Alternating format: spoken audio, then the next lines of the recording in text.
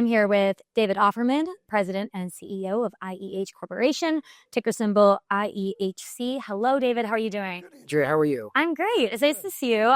This is so exciting. This company's been around for a while, and your family, fourth generation, family owned. That's incredible. Yeah. It was started by my great-grandfather, my father's father's father, back in 1941. And we were originally a tool and die maker in support of the war effort during World War II.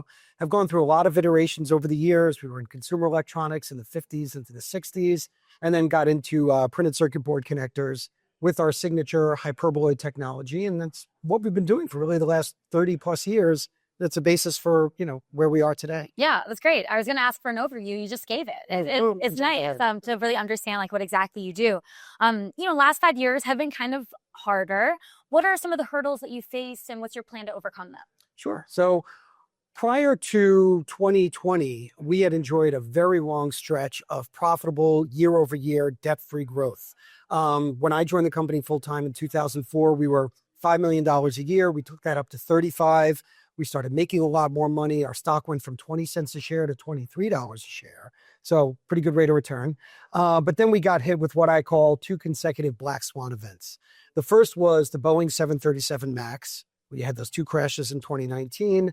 That was a very large platform for us, and that revenue disappeared overnight. Right after that was COVID. And all the rest of our commercial aerospace business disappeared practically overnight as everybody stopped flying. So it took a long time for that to kind of make its way back. Boeing is slowly getting back to where they were before. Commercial aerospace is still on a recovery trajectory. Our defense business is doing strong. So even though we had a tough couple of years after those two events from, I'd say, 2021 to 2023, we've since been, recovering and, getting the business back to where it was before. Yeah, because you're in the recovery process. What is the plan and strategy moving forward, looking into next year and 26 and 27? Yeah. So one of the takeaways from the downturn that we experienced is that we have too much of our business in two core industries, defense and commercial aerospace. And those two industries have served us very well, but just like you don't want to have all your eggs in one basket, you don't want to have them all in two baskets either. And we've always been a two-basket company, which served us well until it didn't. So one of the things that we're doing to kind of accelerate our growth is looking at other markets. We're involved in a market research engagement now to determine what other markets are a good home for our hyperboloid PCB and connector products, whether it's medical, space, industrial. There's a whole world out there available to us that we've only begun to tap into. Yeah, I was kind of curious which markets you think could be the most profitable or have the most growth. Yeah, so it would be space is a great outgrowth for us. We're doing really, really well in that. I mean, it's really taking off, no pun intended. Yeah. But I mean, there's so much room to grow still. And medical is another really good one for a premium product like ours, where the performance matters more than the price. That's a great home for us. There are industrial applications, test equipment. There's a lot of new industries, robotics, that are opening up a lot of avenues of growth for us organically. In addition, one of the ways that we're going to be looking to accelerate our growth is inorganic mergers and acquisitions. So that's something that I'm very, very interested in for our company to really kind of take us to the next level. Yeah, a good way to diversify and everything. What are your plans for mitigating supply chain issues? That's a good question. Because, as we all know what's going on in the world, it's, you don't want to be too beholden to one region or, area for your supply chain. And we're taking a lot of steps towards diversifying the geographic,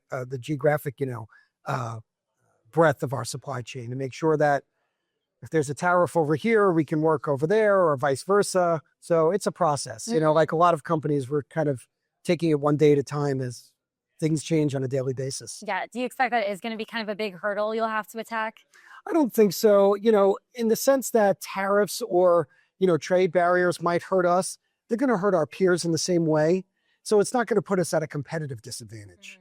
It might raise our costs, but we're going to do what everybody else does. We're going to figure out ways to recognize efficiencies while raising prices where we need to. Yeah, we mentioned some of the recovering and all of that, but I'm curious, let's talk positives. What is something IEH has? What are things that you do really well that you beat the competition at? So our type of sale is very much an engineering sale. It's an engineering relationship. So the companies in our space, defense, commercial aerospace, that do well recognize that the customer service and the engineering relationship management is so important. And when we do well, it's when we're competing with companies that don't pay attention to that. So we get business not because we're the cheapest, but because we're the most reliable. We pick up the phone, we provide technical support and engineering support, and that brings additional business to us because we develop a reputation with our customers as a reliable supplier and partner. Yeah, and that's why you've been around for 85 years. That's it. Not you, but the company. Right, yeah, I'm not that old. Could you talk a little bit about the addressable market and where you're planning on going and see opportunities? Sure. So even though we're pretty well established in defense and commercial aerospace, there is a lot of room to grow. The total addressable market for us is much bigger than the revenue that we currently recognize. So through more aggressive sales efforts, adding resources in sales and marketing, focusing a lot more efforts overseas, we could easily achieve another 20 to 25% market share in those addressable markets, the markets that we have now, with the resources that we're putting in place. Well, thank you so much for stopping by. Thank you, Andrea. I appreciate it. I appreciate the time. No, thank you.